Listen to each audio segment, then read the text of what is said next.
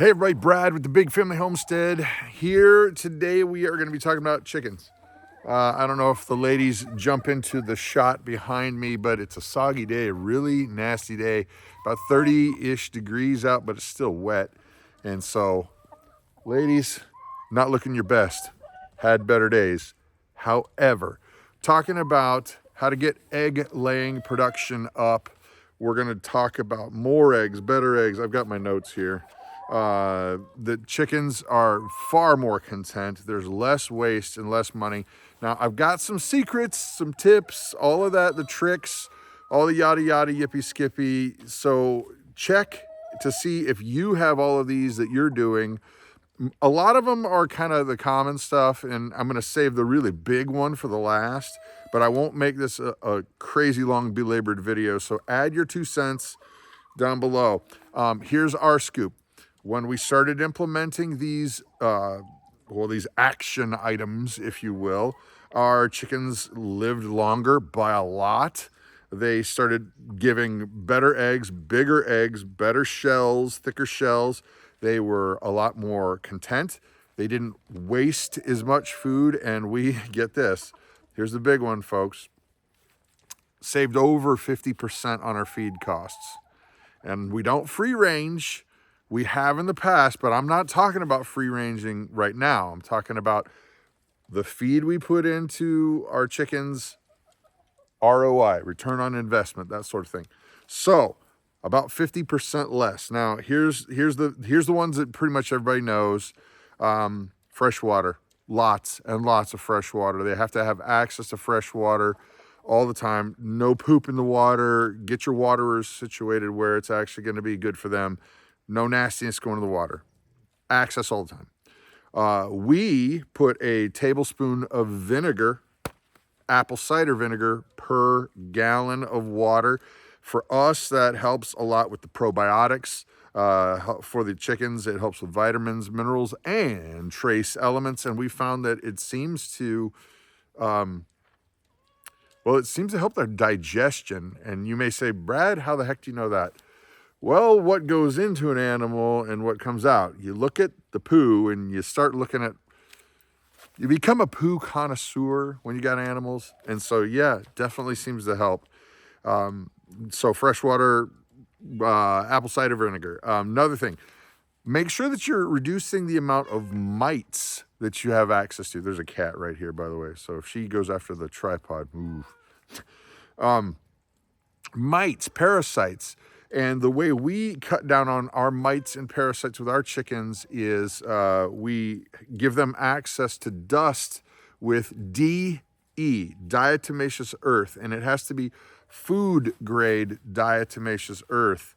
And what happens is they get in there and they do they're flipping around and they're flopping around, they dust themselves, and sure enough, it really helps keep the parasites and the mites down. It helps them get them. Cat, stop it.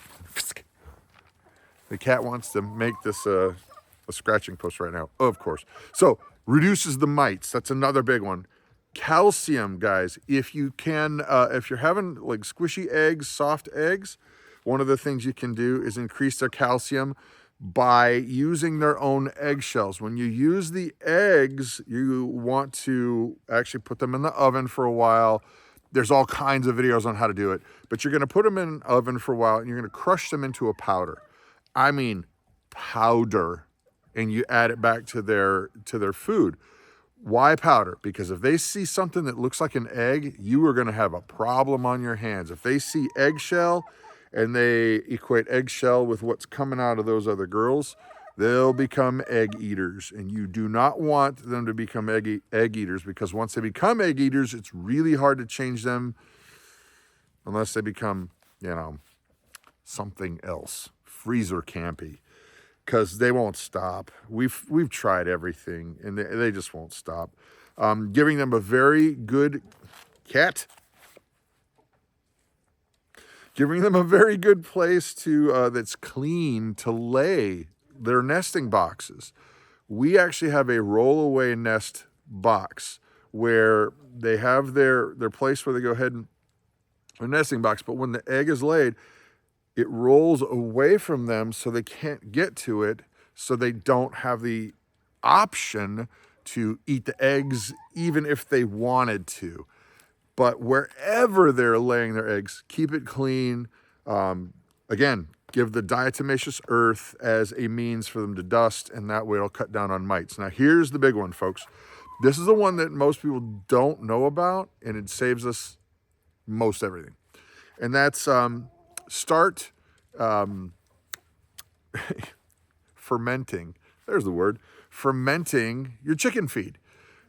What do you mean fermenting? Well, what we do is if we have excess milk from our milk cow, then we will take that milk and we will add it into our chicken feed. I'll tell you how we do it, but even if you don't have milk, you can still do it with water, and you literally let the milk and feed, or water and feed, ferment over the course of a couple days. Now, without getting too scientific-y, cat, stop it, kitty cat. Without getting too scientific-y, you can look up all the who's its and what's its on the actual numbers of it. But basically, it's like an X. And when you give a chicken food that's hard to digest, they don't get as much nutrition out of the food as they do if you give them something that's easy to digest. Well, guess what? When you ferment your feed, you're actually starting to break down the process of making that food a lot more digestible. I mean, a lot more digestible. And so what happens is it's easier for them to digest. It wastes less because they don't flick it around all over the place, and then it gets into poop or gets into wherever their feed is. It makes a mess. They waste a lot. This eliminates that. Now, what we do is we take, it's about, well, the way we work it is it's about 1 quart of food equals about 1.5 quarts of liquid that goes in. So you take a bucket and you put your quart of feed in, then 1.5 quarts of, in our case, milk or water, possibly. You stir that up. Now you're just going to set it in a place that stays warm, not frozen, just warm, like regular old temperature, warm.